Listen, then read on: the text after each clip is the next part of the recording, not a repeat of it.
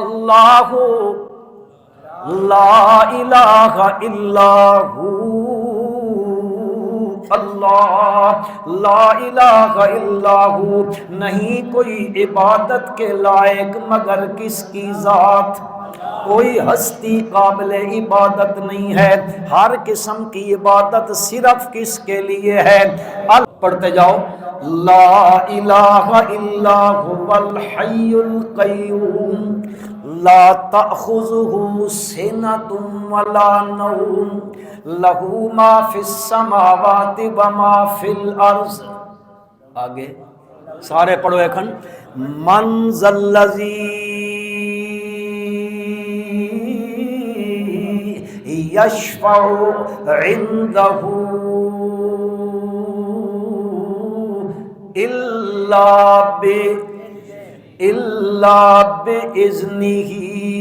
رٹی رٹائی پڑھ لیتے ہو، کبھی تمہیں بتایا گیا جن بھاگ جاتے ہیں پڑھ لو فلاں کام ہو جاتا ہے، کبھی مفہوم سمجھ کے آیت الکرسی کو میرے بھائیوں پڑھو، آیت الکرسی کی تشریح و تفسیر و توضیح پڑھو۔ بہرحال میں استدلال کرنے لگا ہوں، رب ذوالجلال فرماتے ہیں، فرمایا الحی القیوم لا تأخذہ سنۃ ولا نوم، نہ اس کو نیند آتی ہے نہ اس کو اونگ آتی ہے، لہ ما فی السماوات وما فی الارض، آسمانوں میں تمام چیزوں کا بادشاہی، حاکمیت اور اختیار کس کا ہے؟ وما فی الارض، زمین کی تمام چیزوں پر بھی اختیار اور مختار کل صرف اور صرف کون ہے؟ آگے اللہ فرماتا وَنَشْهَدُ أَنَّ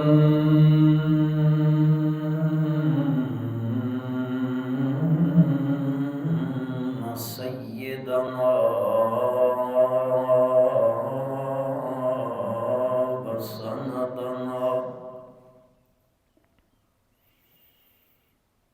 وَإِمَامَنَا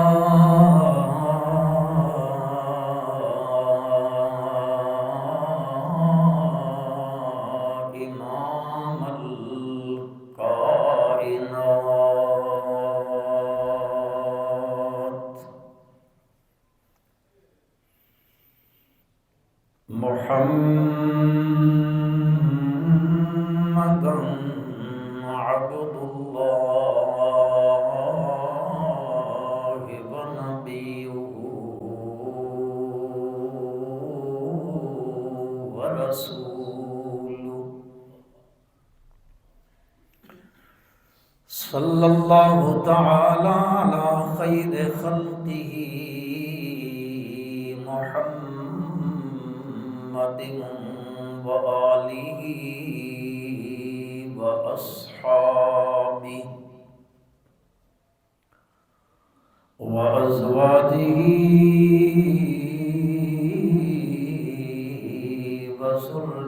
وذریاتہ وبارک وسلم ثم صل علیہ۔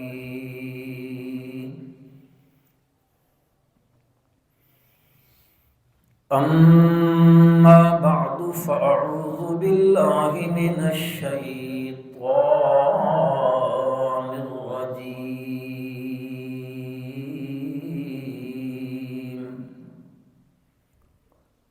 بسم اللہ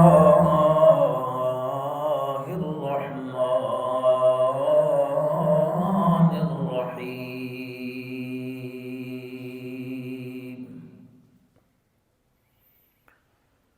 یوم یقوم الروح والملائکۃ صفا، لا يتكلمون إلا من أذن له الرحمن وقال صوابا،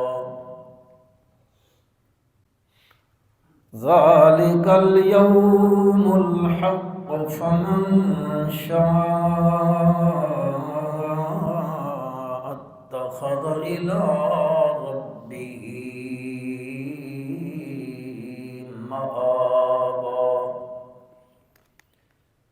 اللهم صل على محمد وعلى آل محمد كما صليت على إبراهيم وعلى آل إبراهيم إنك حميد مجيد اللهم بارك على محمد وعلى آل محمد كما باركت على إبراهيم وعلى آل إبراهيم وعلى آل إبراهيم إنك حميد مجيد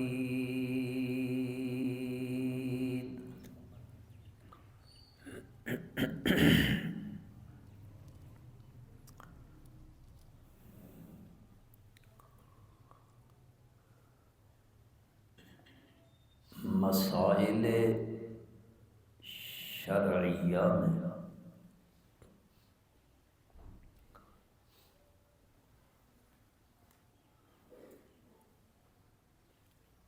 ایک مسئلہ ہے جس مسئلے کو مسئلہ شفاعت کہا جاتا ہے۔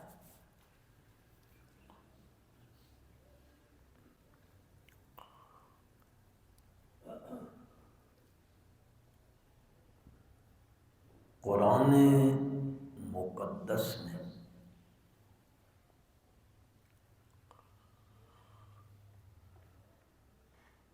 خالق کائنات نے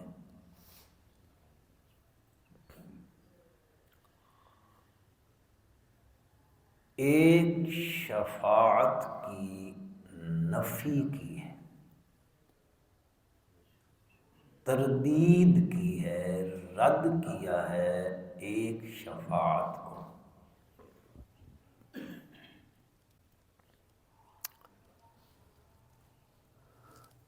اس شفاعت کا نام ہے شفاعت قہریہ۔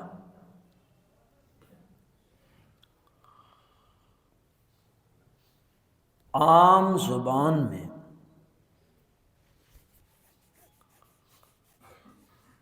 اللہ رب العزت نے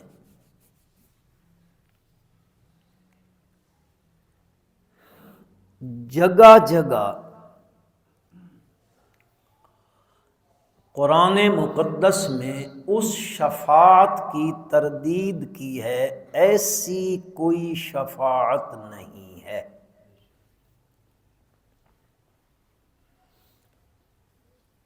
اور وہ کون سی شفاعت ہے؟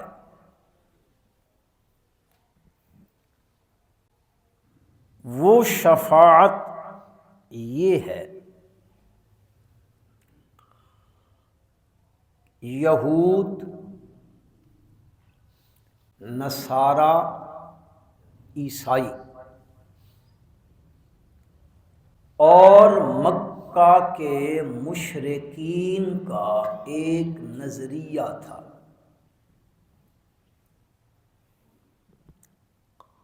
جس نظریے کی بنیاد پر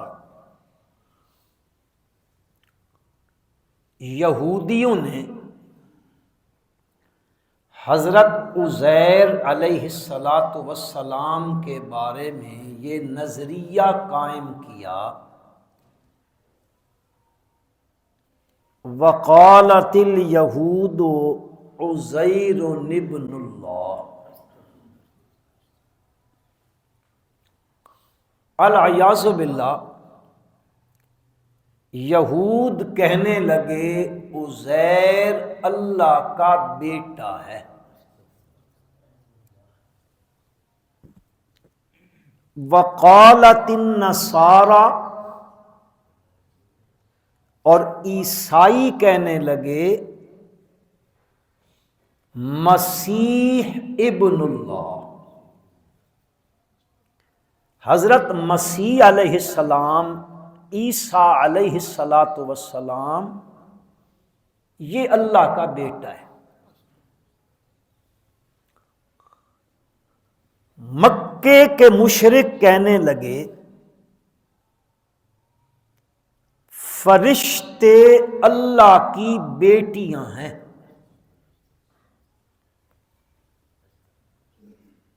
اور قرآن مقدس میں پروردگار عالم نے فرمایا اتخذ اللہ ولدا، اتخذ اللہ ولدا، بنا لیا انہوں نے ان کو اللہ کا ولد۔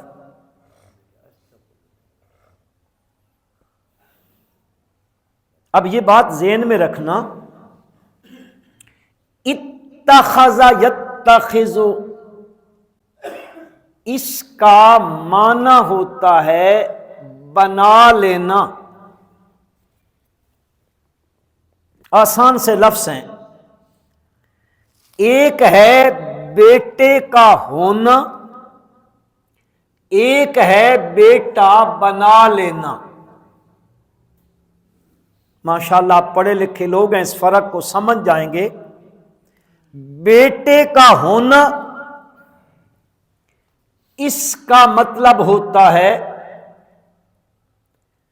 کہ اس بچے نے اس کی بیوی کی کھوک سے جنم لیا ہے، یہ حسب کے لحاظ سے اس کا بیٹا ہے، نسب کے لحاظ سے اس کا بیٹا ہے۔ اب یہودی علماء نے، عیسائی احبار و رہبان نے اپنی قوم کو اس سیڑھی پر چڑھایا کہ اللہ نے حضرت عزیر کو کیا بنا لیا ہے؟ بیٹا۔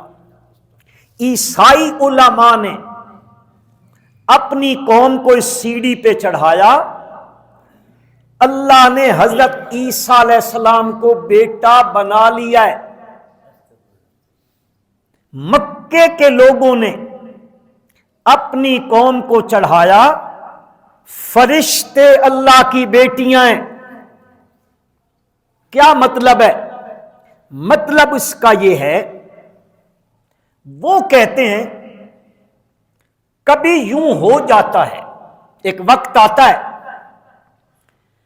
کہ والد اپنے بیٹے کے ذمے اپنی ذمہ داریوں میں سے کوئی چیز اس کے ذمے لگا دیتا ہے، یہ میرے اختیارات ہیں، ان میں سے یہ تیرا، یہ تیرا، یہ تیرا، یہ تو نے کرنا ہے، یہ تو نے کرنا ہے، یہ تو نے کرنا ہے۔ ایسے ہوتا ہے کہ نہیں؟ کیوں جی؟ ہوتا ہے۔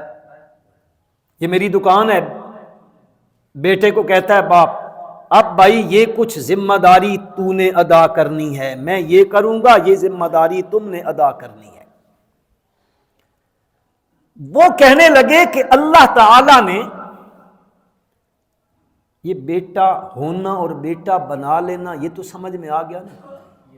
ہونے کا مطلب یہ ہوتا ہے کہ یہ اس کی صلب سے پیدا ہوا ہے، اور بنا لینے کا مطلب یہ ہے جس طرح کوئی باپ ایک وقت آتا ہے اپنے اختیارات بیٹے کو سپرد کر دیتا ہے، یہ ہے بیٹا بنا لینا۔ دلیل اس کی کیا ہے؟ جب ان علماء نے دیکھا کہ قوم اس سیڑھی پہ چڑھ گئی ہے، اس زینے پہ سوار ہو گئی ہے، اب انہوں نے کہا، ان علماء نے کہا، یہ قرآن میں موجود ہے، نحن ابناء اللہ۔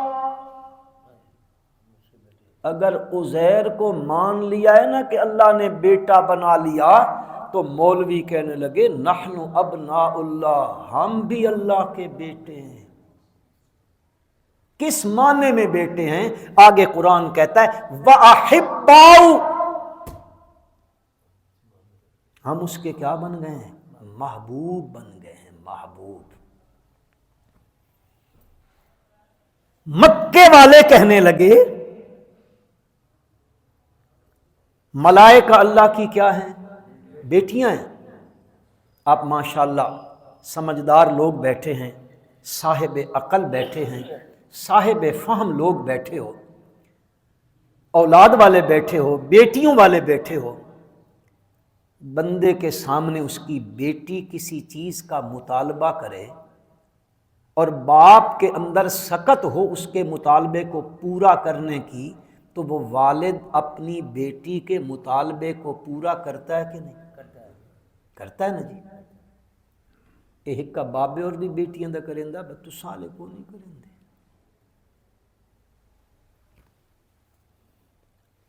اب وہ کہتے ہیں کہ ان کو رب نے اپنا پتریلا بنا لیا ہے، ولد بنا لیا ہے، اختیارات دے دیے، یہ اللہ سے کام کروا دیتے ہیں۔ اب آپ کو سمجھ میں آ جائے گی، یہ اللہ سے ہمارے کام، بولو بولو بولو، مسئلہ سمجھانا ہے، یہ اللہ سے ہمارے کام کروا دیتے ہیں۔ پٹی پڑھائی ان کو لوگوں نے، پٹی پڑھائی، تم گناہگار ہو، سیاہ کار ہو، ذلت میں ڈوبے ہوئے ہو، نافرمانیاں کرتے ہو، اللہ کی دین سے الگ ہو، دین اور شریعت پہ نہیں چلتے ہو، سارا دن تمہارا گناہوں میں گزرتا ہے، لہذا تم اب جب ادھر دعوت جو پکار کرتے ہو وہ تمہاری نہیں سنتا ہے۔ یہ نیک ہیں، یہ محبوب ہیں اللہ کے، یہ پیارے ہیں اللہ کے، یہ ان کے اوپر رنگ چڑھا ہوا ہے، انہوں نے فلاں فلاں فلاں فلاں یہ کیا وہ کیا وہ کیا، یہ مقرب الہی ہے، لہذا تمہاری سنتا نہیں ہے اور ان کی موڑتا نہیں ہے، کیونکہ یہ تو اللہ کے پیارے ہوئے۔ اتخذ اللہ ولدا اصطفى البنات علی البنین ما لکم کیف تحکمون۔ پروردگار عالم نے اس بات کی تردید کر دی ہے، تردید کر دی ہے، فرمایا کوئی نہ، فرمایا جو یہ کہتا ہے کہ رب نے فلاں کو بیٹا بنا لیا، تکاد السماوات یتفطرن من فوقہن، قریب ہے ان کی اس بات کے کہنے پر آسمان ٹوٹ جائے۔ رب نے اپنے اختیار کسی کو، ذرا آہستہ بولو، مسجد کی دیواریں سن لیں گی، بات ذہن میں رکھو، قرآن اور حدیث کا جہاں بیان ہو اس مجلس میں جتنے بندے آتے ہیں پروردگار عالم کے فرشتے ان کو گھیر لیتے ہیں، اس کو گھیر لیتے ہیں، اور پھر جب وہ مجلس ختم ہوتی ہے نا، یہ صحیح حدیث سنا رہا ہوں، وہ جب مجلس ختم ہوتی ہے فرشتے اللہ کے دربار میں جاتے ہیں، باوجود جاننے کہ میرا رب پوچھتا ہے ملائکہ کہاں سے آئے ہو، علم ہے میرے رب کو، پوچھتے ہیں، وہ ملائکہ کہتے ہیں ہم فلاں جگہ گئے تھے، ڈڈیال میں ایک مسجد تھی، وہاں قرآن و سنت کا واعظ ہو رہا تھا، وہاں قرآن و سنت کی تعلیم ہو رہی تھی، اللہ کی کتاب پڑھی جا رہی تھی، حضور اقدس صلی اللہ علیہ وسلم کے سچے فرامین بیان کیے جا رہے تھے، یا اللہ ہم اس مجلس سے آئے ہیں۔ میرا رب کہتا ہے وہ چاہتے کیا تھے؟ اللہ پاک کے فرشتے کہتے ہیں مولا وہ جہنم سے آزادی چاہتے ہیں، جنت کے طلبگار ہیں۔ میرا رب کہتا ہے فرشتوں کی جماعت گواہ ہو جاؤ، میں نے ان سب کے لیے جنت کا فیصلہ کر لیا ہے۔ معمولی جگہ پہ آپ نہیں بیٹھے ہیں، اور یہ قرآن و سنت کا باز ہے، یہاں جھوٹی روایتیں، حکایتیں اور وارث شاہ کی ہیرے محمد بخش کے کلام نہیں، یہاں انشاءاللہ اللہ کا قرآن ہے اور سچے پیغمبر کا سچا فرمان ہے۔ اب انہوں نے یہ دعویٰ کیا اللہ نے ان کو بیٹا بنا، یعنی یہ محبوب الہی ہیں، لہذا ہم جب جائیں گے نا وہاں پر تو یہ ہمیں چھڑا لیں گے، ان کی سفارش سے ہم چھوٹ جائیں گے، اور یہ چونکہ محبوب ہے، اس کے محبوب ہے، تو یہ ہماری سفارش کریں گے، ہمیں اس سے زوری زور چھڑا لیں گے۔ قرآن مقدس نے اس شفاعت کی تردید کی ہے۔ ایک آیت تو میں نے خطبے میں پڑھی ہے، پروردگار عالم نے فرمایا لا یتکلمون، جب قیامت قائم ہو جائے گی نا، لا یتکلمون، ملائکہ ہیں، انبیاء ہیں، اولیاء ہیں، صحابہ ہیں، تابعین ہیں، تبع تابعین ہیں، محدثین ہیں، اولیاء اللہ ہیں، لیکن لا یتکلمون، کوئی کلام نہیں کر سکے گا، کوئی بات نہیں کر سکے گا، کوئی لب نہیں ہلا سکے گا، صرف الا من اذن لہ الرحمن، الا من اذن لہ الرحمن، ہاں مگر وہ جس کو کون اجازت دے گا۔ تو معلوم ہوا یہود نصارا مشرکین جس شفاعت کے قائل ہیں، اللہ پاک فرماتے ہیں اور تم کہتے ہو چھڑا لیں گے، نا نا، لا یتکلمون، وہ تو کلام ہی نہیں کر سکیں گے۔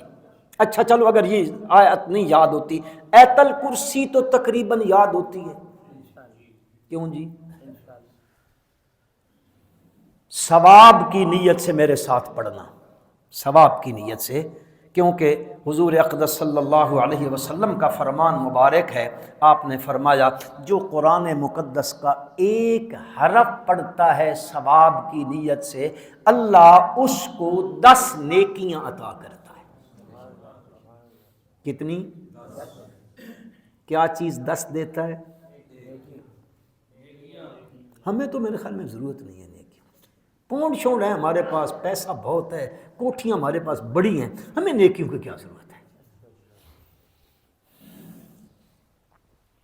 اور ایک نکتے کی بات اور بھی بتا دوں، یہاں یہ بھی نہیں ہے حدیث پاک میں کہ وہ سمجھ کے پڑھتا ہو، سمجھ آ رہی بات؟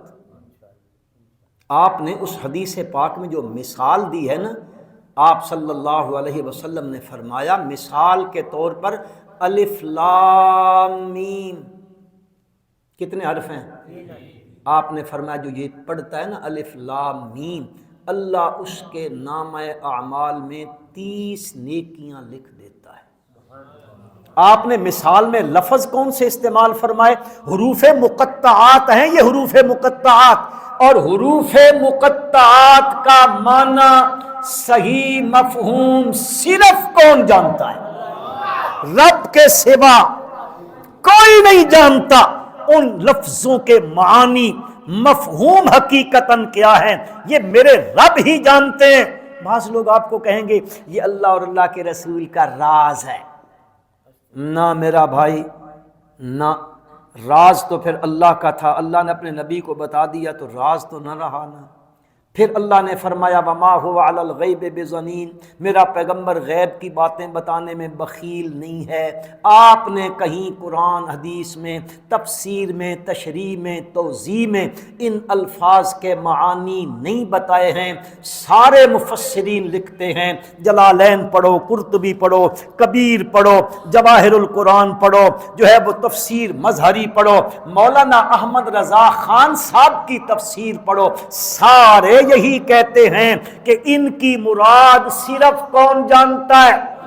قرآن کہتا ہے، قرآن وہ ذات پاک جس نے کتاب کو نازل کیا، اس کتاب میں 2 قسم کی آیات ہیں، ہاں جی، محکمات بھی ہیں، متشابہات بھی ہیں، اور متشابہات کے بارے میں اللہ پاک نے فرمایا جو علم والے لوگ ہیں، راسخ فی العلم لوگ ہیں، وہ کیا کہتے ہیں؟ والراسخون فی العلم، وہ یہی کہتے ہیں کل من عند اللہ، ان کے مفہوم کو صرف کون جانتا ہے؟ تو آپ نے وہ مثال دی ہے، اس لیے عرض کرنے لگا ہوں آیت الکرسی بھی پڑھو، میں دلیل بھی دینے لگا ہوں، اسی آیت الکرسی میں ہی وہ دلیل ذکر کرنے لگا ہوں کہ رب کے سامنے کوئی لب کشائی نہیں کر سکتا،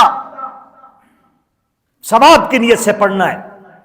اللہ پڑھتے جاؤ، لا الہ الا هو الحی القیوم لا تأخذہ سنۃ ولا نوم لہ ما فی السماوات وما فی الارض۔ آگے سارے پڑھو ایکھن، من ذا الذی یشفع عندہ الا باذنہ۔ رٹی رٹائی پڑھ لیتے ہو، کبھی تمہیں بتایا گیا جن بھاگ جاتے ہیں پڑھ لو فلاں کام ہو جاتا ہے، کبھی مفہوم سمجھ کے آیت الکرسی کو میرے بھائیوں پڑھو، آیت الکرسی کی تشریح و تفسیر و توضیح پڑھو۔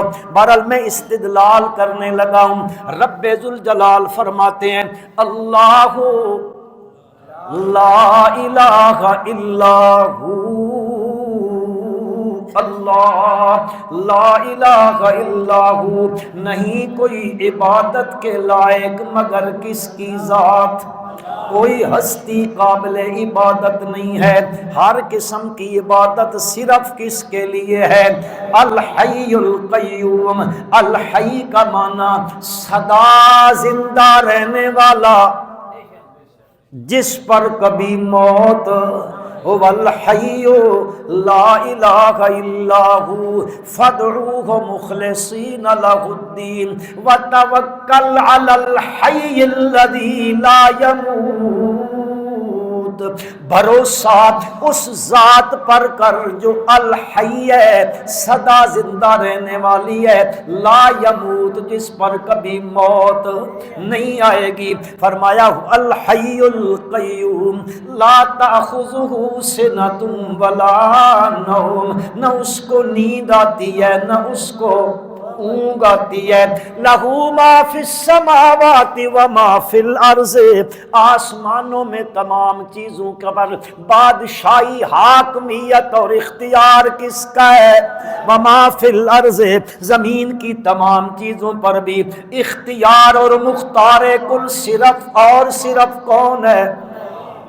آگے اللہ فرماتے ہیں من ذا الذی، من، اس من کا معنی ایک تو ہوتا ہے تو کون ہے، لفظی معنی یہ ہوتا ہے، اس کے پھر دو مطلب ہوتے ہیں مسلمانوں، ایک تو یہ ہے تو کون ہے اور کہاں سے آیا ہے، ایک ہے من، من اور کون سی ہستی ہے اس کے سامنے جو لب کشائی کر سکے، ہونٹوں کو حرکت دے سکے، یعنی کوئی نہیں ہے الا باذنی، مگر اس کی اجازت سے، اس کی اجازت کے بغیر کوئی لب کشائی اس کے سامنے نہیں کر سکتا ہے۔ تردید کر دی ہے، کوئی زوری زور اللہ سے چھڑانے والا کوئی نہیں ہے، کوئی نہیں ہے، کوئی نہیں ہے۔ حضرت لوط علیہ السلام کی قوم کی بستی پر فرشتے جب عذاب الہی لے کر آئے تو وہ ابراہیم علیہ السلام کے پاس گئے، حضرت ابراہیم کو خوشخبری سنائی ہے، لمبی بات ہے میں آخر کرنے لگا ہوں۔ حضرت ابراہیم سے جب جانے لگے، آپ نے پوچھا کہاں جاتے ہو؟ کہا قوم لوط کی بستی کو تباہ و برباد کرنے کے لیے اللہ کا امر آ گیا ہے۔ حضرت ابراہیم نے فرمایا یار وہاں تو میرا بھتیجا لوط علیہ السلام اللہ کا نبی بھی رہتا ہے، یجادلنا یجادلہ مجادلہ کہتے ہیں لڑائی کو. حضرت ابراہیم علیہ السلام فرشتوں سے جھگڑا کرنے لگ جائے. چلو جھگڑے والا معنی بھی چھوڑ دو. حضرت ابراہیم علیہ السلام فرشتوں سے بحث مباحثہ کرنے لگ گئے اور لوط کی بستی کو تباہ کرنے جا رہے.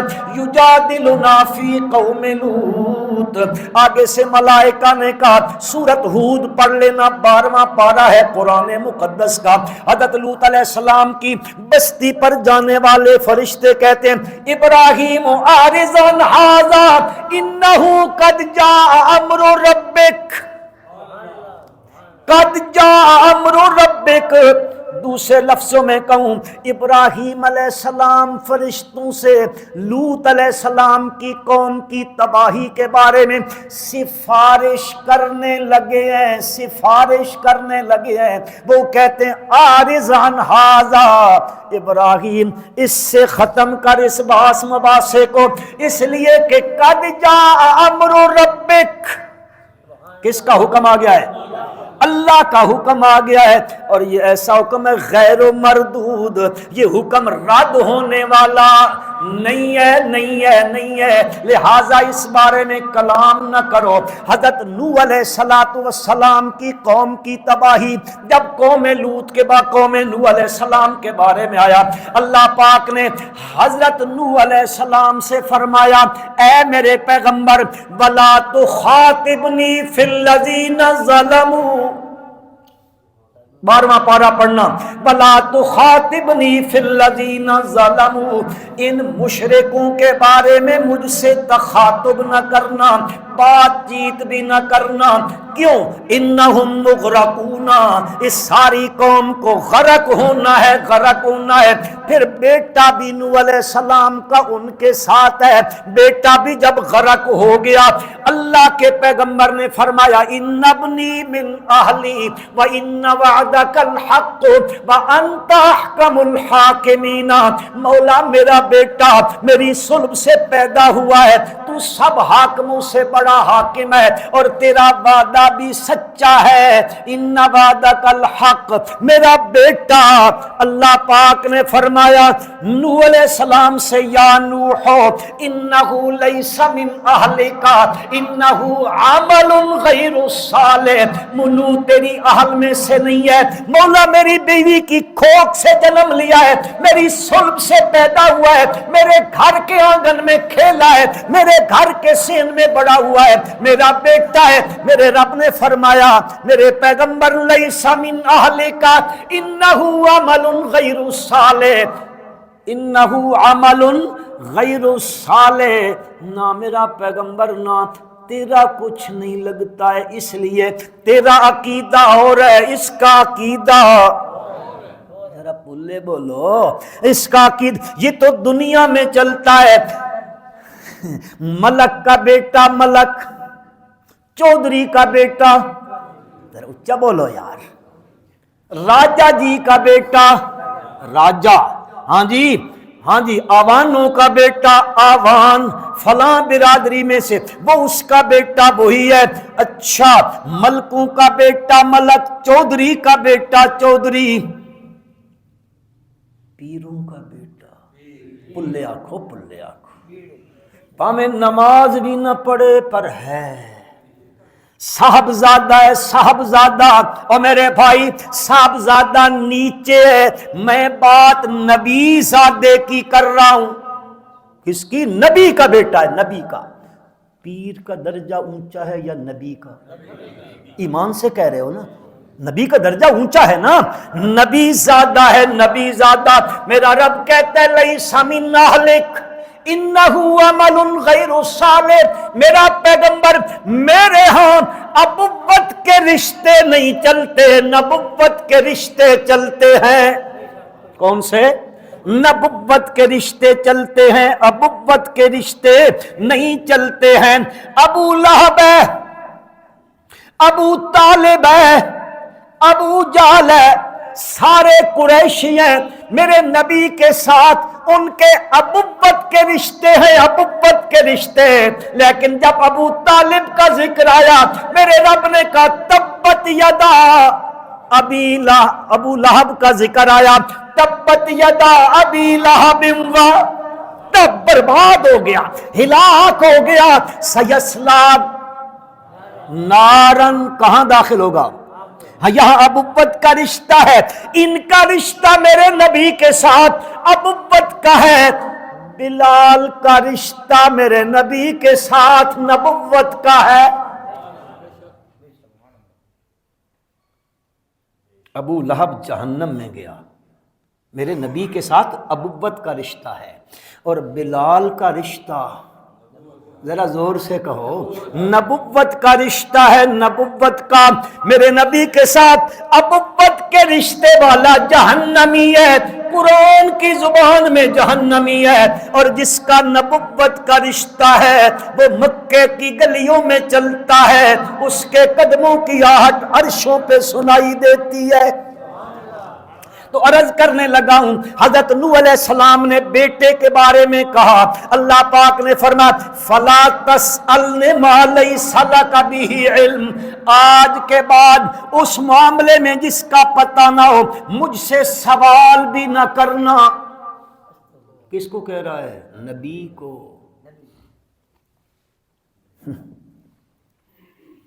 اللہ اکبر۔ عرض کرنے لگا ہوں، من ذا الذی یشفع عنده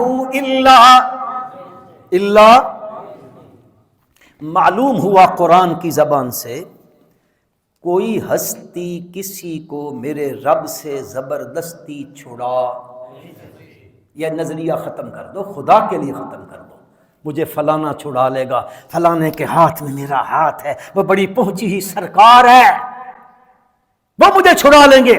یہودیوں کا نظریہ یہی تھا، جب ہم جائیں گے نا، ابراہیم علیہ السلام جنت کے دروازے پہ کھڑے ہوں گے، زبردستی ہمیں جنت میں لے جائیں گے، وہ دعویٰ کیا کرتے تھے لن يدخل الجنت الا من كان هودا او نصارى، یا یہودی داخل ہوں گے جنت میں یا نصرانی داخل ہوں گے۔ میرے رب نے کہا تلک امانیہم، یہ تمہارے ڈھکوسلے ہیں، ہاتوا برہانکم ان کنتم صادقین۔ پہلی بات یہ ذہن میں ڈال لو، کوئی ہستی زبردستی شفاعت قہریہ کر کے میرے رب سے، اس کی پکڑ سے کسی کو چھڑا، ذرا زور سے کہو، نہیں چھڑا سکتے ہیں، یہ قرآن کی بولی ہے۔ چھڑانا تو دور کی بات ہے، وہ تو کلام بھی تب کریں گے جب کس کی اجازت ہوگی؟ اللہ کی اجازت ہوگی۔ اس شفاعت کی قرآن کیا کرتا ہے؟ نفی۔ اور اللہ باذنی سے قرآن ایک شفاعت کا اس بات کرنے لگا ہے کہ یہ شفاعت ثابت ہے۔ اب میں وہ شفاعت ذکر کرنے لگا ہوں جو ثابت ہے۔ نبی اکرم، محبت سے پڑھو میرے بھائیوں، صلی اللہ علیہ وسلم، اور وہ لوگ بھی اپنا ذہن صاف کر لیں، ہم پہ جو فتوے بازیاں کرتے ہیں کہ یہ شفاعت کو نہیں مانتے نہیں مانتے نہیں مانتے، لوگوں کے دلوں میں ڈالتے ہو ادھر نہ جانا، یہ شفاعت کے منکر ہیں، یہ ایسے ہیں، یہ ایسے ہیں، ایسے ہیں، ہم بھی بھولے بھالے ہوتے ہیں۔ ہاں واقعہ یہ ایسے ہی ہوں گے، نہیں جاتے ہیں۔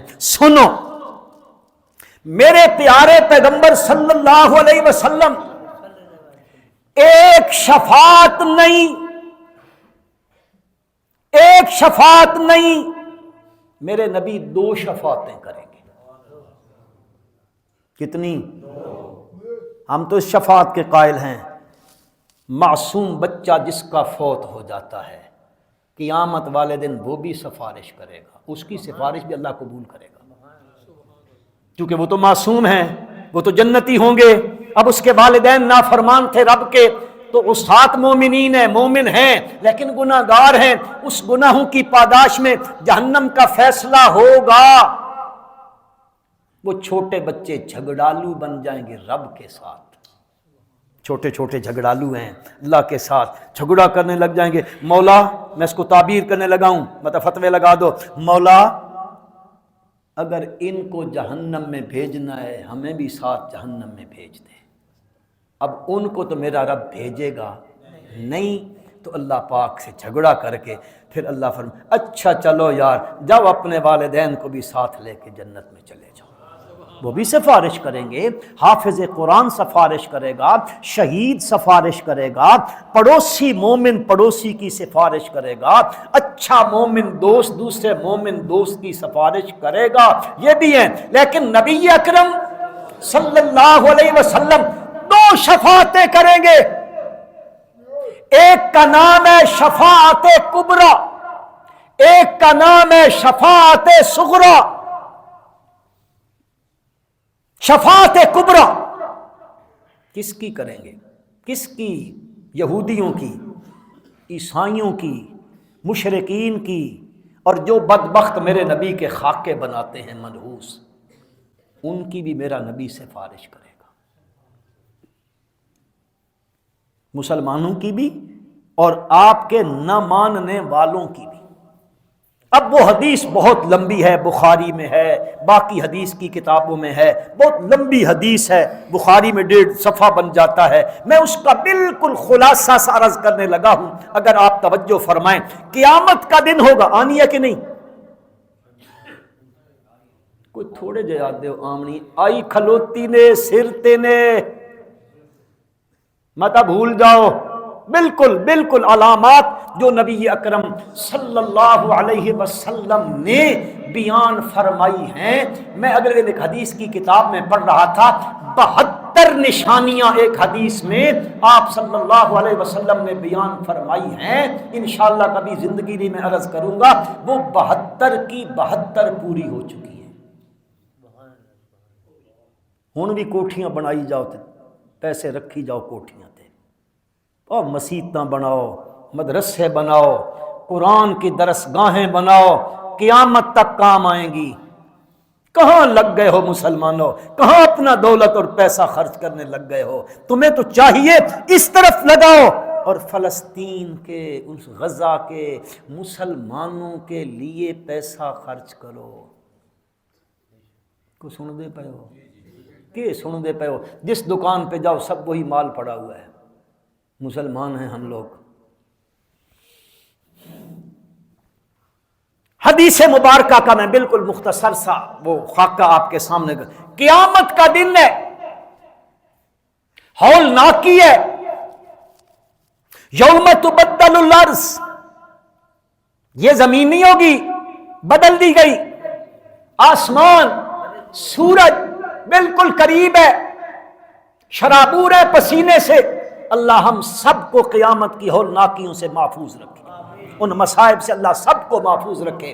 قریب ہے، لوگ پریشان حال ہیں، لوگوں کے دلوں میں یہ بات ڈالی جائے گی، کسی سے بات کریں یار، مسئلہ حل کریں، فیصلہ تو ہونا ہے جہنم کا یا جنت کا، وہ تو بعد کا مسئلہ، حساب کتاب کے بعد۔ اللہ سے کہیں حساب کتاب تو کرو نا، اس ہولناکی سے تو جان چھوٹے۔ انسانیت کے دل میں بات ڈالی جائے گی، چلو پہلے انسان کے پاس، جو پہلا انسان بھی ہے، انسانوں کی بنیاد بھی ہے، اور پہلا اللہ کا نبی بھی ہے۔ کون؟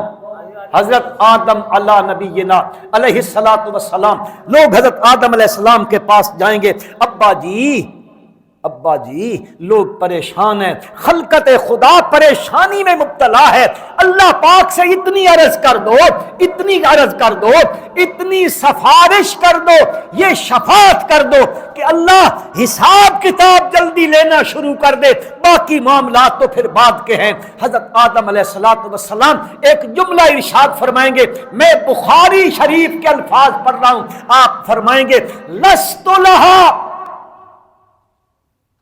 یہ جملہ ذہن میں رکھنا، آخر میں جب حدیث کا لفظ آئے گا انشاءاللہ آپ کے دل میں ٹھنڈک پڑ جائے گی، آپ کے دل میں سکون آ جائے گا، آپ کے دل باغ باغ ہو جائیں گے۔ حضرت آدم علیہ السلام فرماتے ہیں لست لہا، اس کا معنی مفہوم یہ ہے میری پوزیشن نہیں ہے کہ میں اس کے سامنے لب کشائی کروں، اگر میں کہوں ان تمہاری سفارش کرنے جاؤں، وہ کہے ان کا معاملہ تو بعد میں ہے، پہلے تم بتاؤ میں نے کہا تھا اس درخت کے قریب نہ جانا، اس کا مجھے جواب دو۔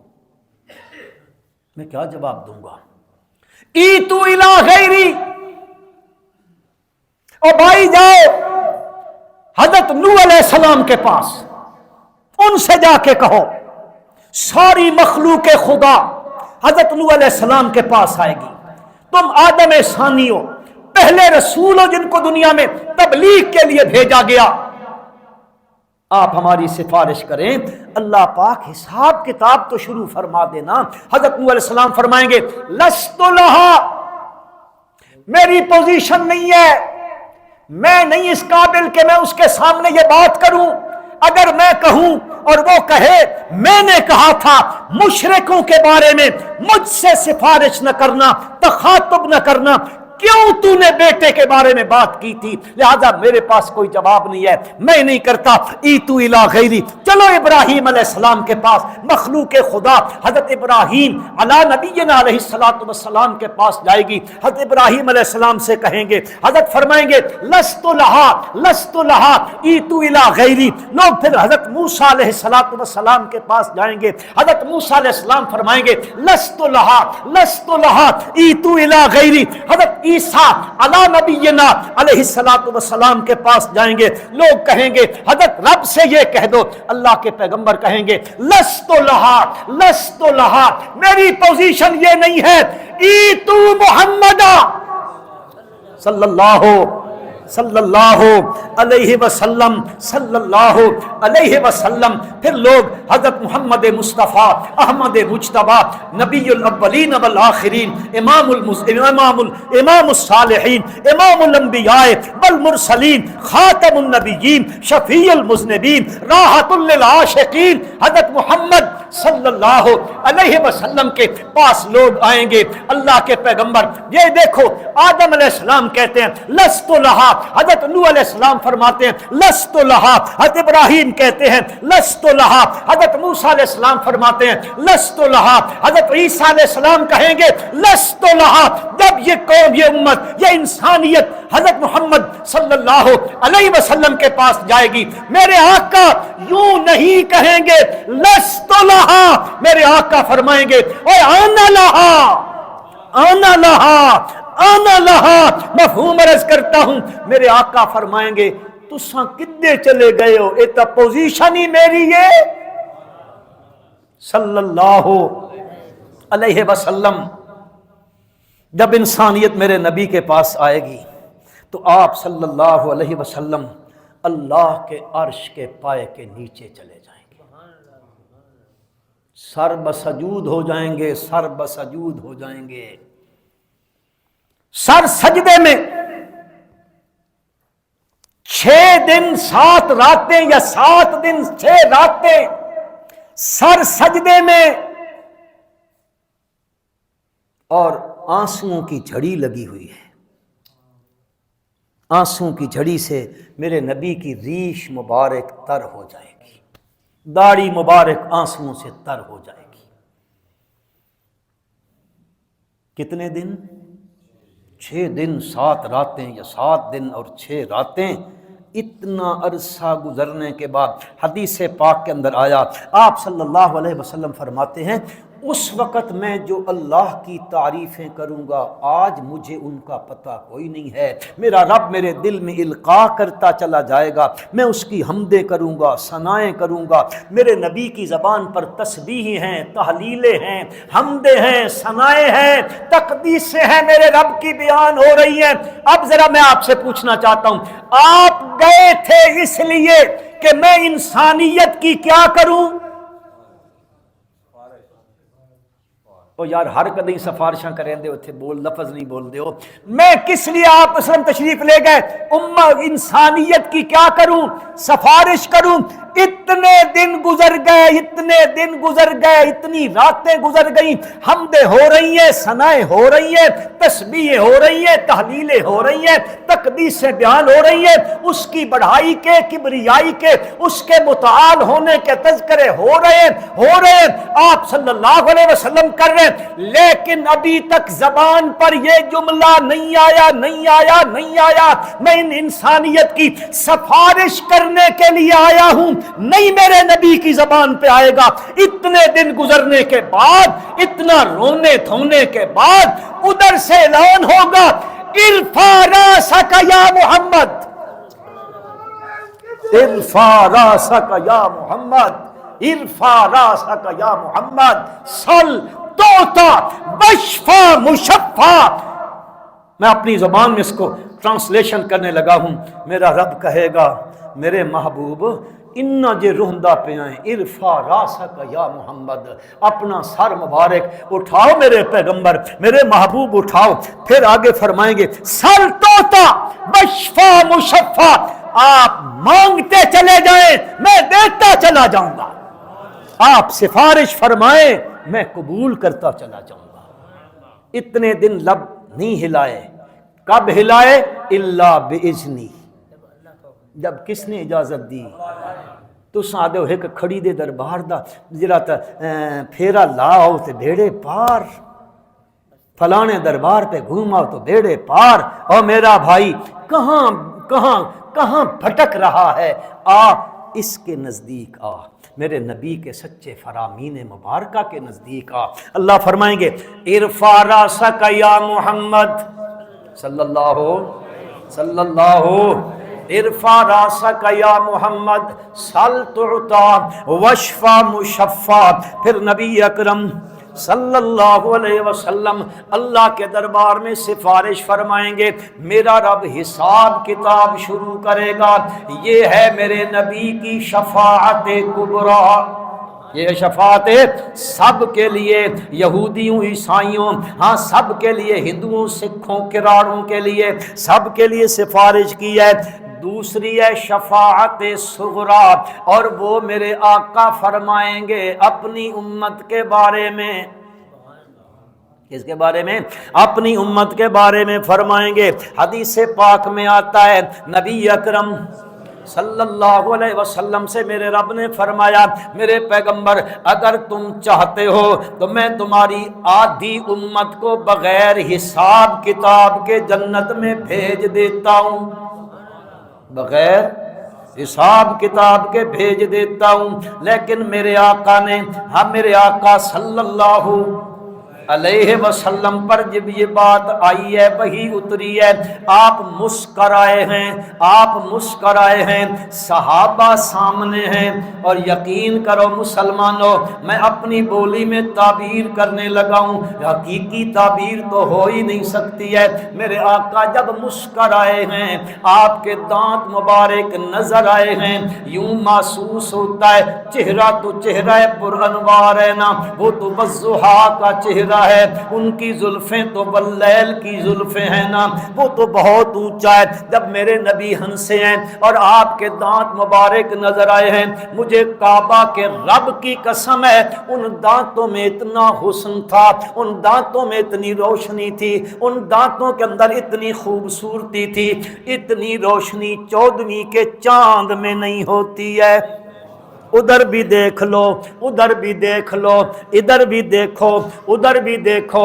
अगर 14वीं का चांद आसमानों पे जगमगा रहा हो और जमीन पे आमना के लाल का चेहरा पुरअनवार हो सल्लल्लाहु अलैहि वसल्लम, यूं महसूस होता है इधर देखो फिर उधर देखो, पता चलता है 14वीं का चांद हुस्न जमाल और रोशनी मेरे नबी के चेहरे पुरअनवार से मांग कर ले गया है।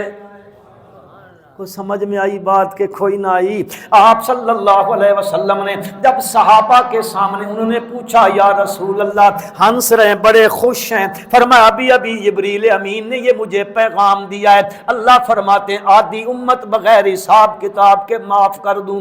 आपने क्या किया है? फरमाया मैंने ये कबूल नहीं किया है।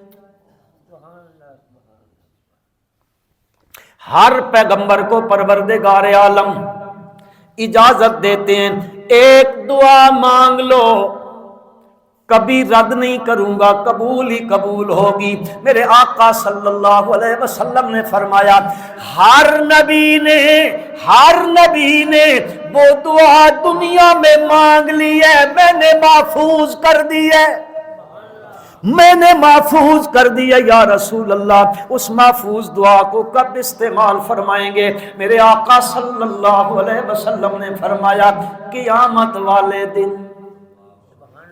कहाँ? क़यामत वाले दिन अल्लाह के दरबार में वो दुआ करूंगा, मेरे मौला मेरे मौला मेरे मौला, میری امت کے گناہگاروں کی بخشش کر دے، اپنی امت کو ساتھ لے کے جنت میں جاؤں گا، اور وہ دعا ادھر کروں گا میرا رب رد نہیں کرے گا۔ آدھی امت والی بات نہیں کی ہے، میری امت کی تعداد تو بڑی کثیر ہوگی، وہ دوسرے بیچارے محروم رہ جائیں گے، اس لیے دعا کو محفوظ رکھا ہے، قیامت کے دن کے لیے ان کی سفارش کروں گا،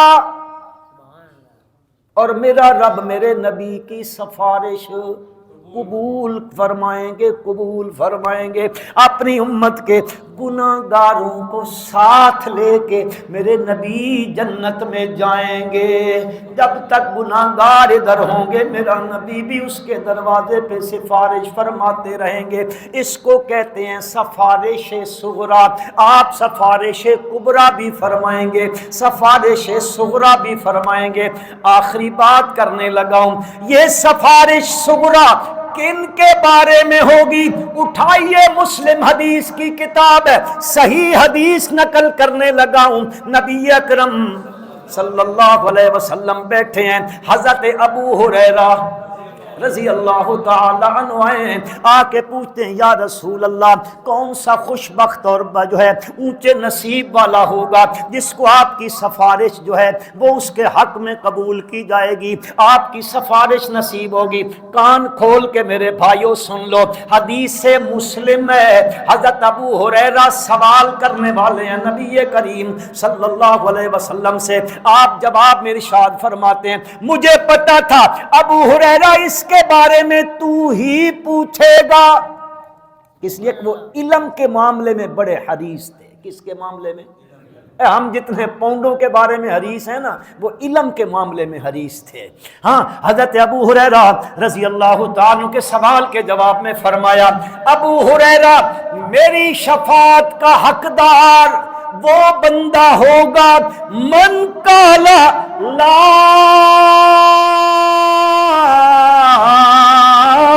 الہ الا اللہ خالصا من قلبہ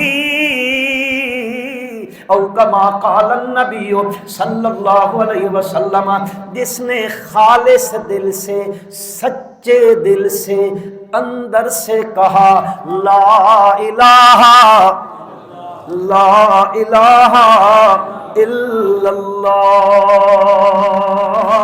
کیا لا الہ الا اللہ یہ ہے کہ یہ اقرار کر رہا ہے، اقرار کر رہا ہے، ادھر سے اقرار ہے، ادھر سے تصدیق ہے، اقرار باللسان و تصدیق بالقلب، ادھر سے بول رہا ہے، یہ تصدیق کر رہا ہے لا الہ،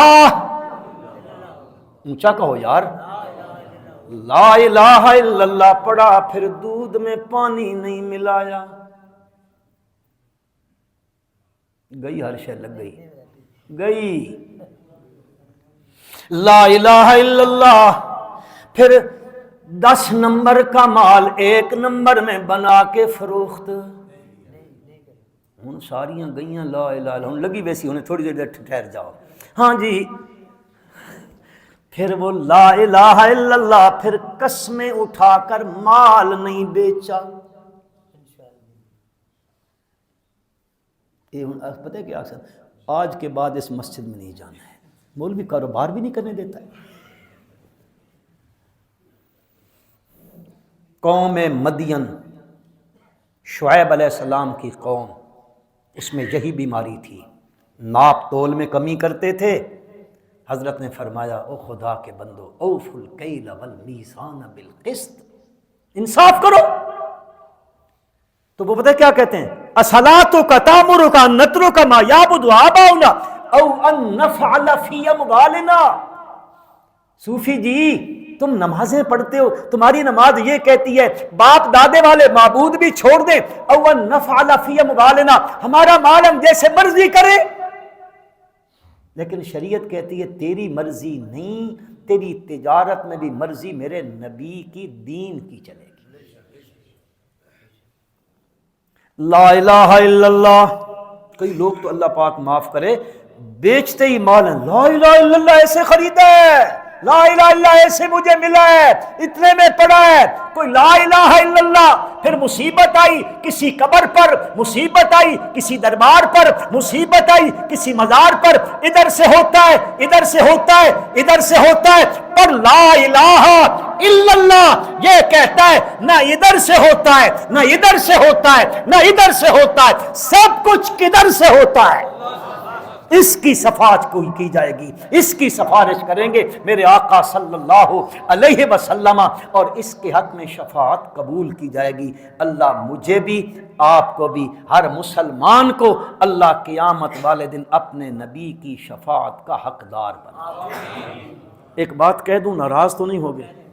قیامت والے دن میں یہ کسی پر طنزاً نہیں کہنے لگا ہوں، بالکل کوئی طنز نہیں ہے، واللہ العظیم طنز نہیں کر رہا ہوں۔ قیامت والے دن ہم جائیں گے، جانا تو ہے نا، جب پکی گل ہے نا۔ حضرت شیخ عبد القادر جیلانی آخو رحمت اللہ علیہ، جن کو ہم 11ویں والے پیر کہتے ہیں، حضرت بیت اللہ میں کھڑے ہیں، بیت اللہ میں، اور بیت اللہ کے پائے کو پکڑ کے کہتے ہیں مولا قیامت والے دن اگر بخشش نہ ہوئی نا تو مجھے اندھا کر کے اٹھا دینا۔ اللہ کے نبی کا سامنا ہوگا، کیا منہ لے کر اپنے نبی کے پاس جاؤں گا؟ وہاں زیارت تو ہونی ہے نا۔ ایک بندے نے بڑی خوبصورت بات لکھی، اس نے کہا وہ جنت جنت کرتے رہتے ہو، کیسے شوق پڑ گیا تمہیں جنت کا؟ آپ کہیں گے ہمیں تو جنت کے باغ چاہیے، جنت کی محل چاہیے، جنت کی بیٹھکیں چاہیے، لیکن مسلمانوں ہمیں سب سے بڑا جنت کا شوق یہ ہے کہ جنت میں پہنچ کر اپنے نبی کی زیارت ہوگی صلی اللہ علیہ وسلم۔ اس کو دیکھ رہے ہو؟ اس کو برابر کر لو۔ قیامت والے دن اگر ہم وہاں اللہ کے نبی کے سامنے جائیں اور وہ فرمائیں تجھے دنیا میں میری صورت پسند نہیں تھی، ناراض بھی نہ ہونا، میں طنزاً نہیں کہہ رہا ہوں، اپنے دل میں عہد کر لو انشاءاللہ جس جس کی نہیں ہے نا، ہم انشاءاللہ اس کو اللہ کے نبی کی سنت سمجھ کے رکھیں گے۔ اللہ ہم سب کو عمل کی توفیق عطا فرمائے۔ ربنا تقبل منا انک انت السمیع